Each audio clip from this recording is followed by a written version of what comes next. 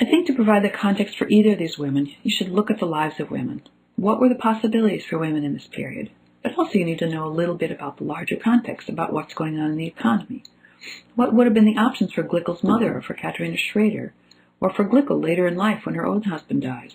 What political situation on the smaller scale are these people experiencing that would have shaped their possibilities for action?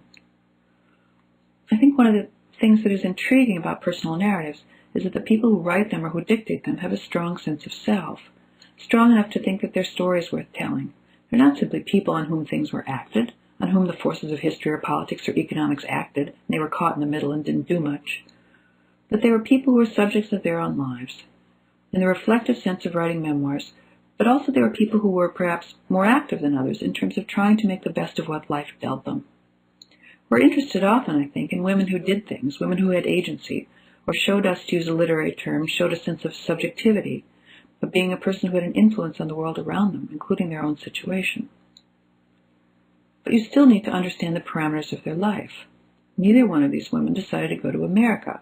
Neither one of these could have become a major merchant. For Glickel, you need to understand the situation of Jews in the early modern era.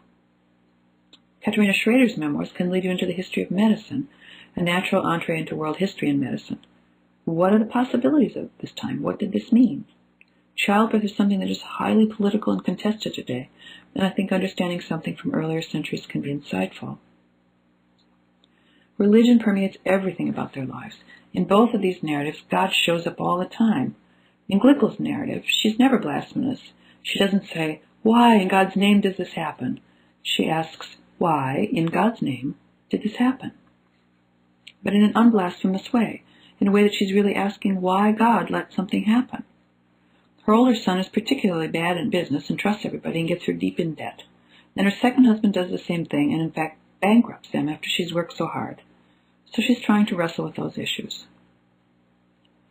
But because God enters into their thinking about everything that happens in a very natural way, I think that it's a good way to help students to understand the religious view that people have about how you interpret the world, and how you interpret your work world and your family relationships and their calling, which is, of course, a word we now use in the secular sense, but it really meant God called you.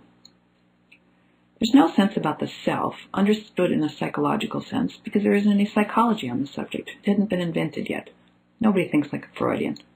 Nobody talks about drives or obsessions, words we use today to describe things that 17th century people described religiously. God called me to do it, and we would say, "Well, I was obsessed, and I decided I had to do this."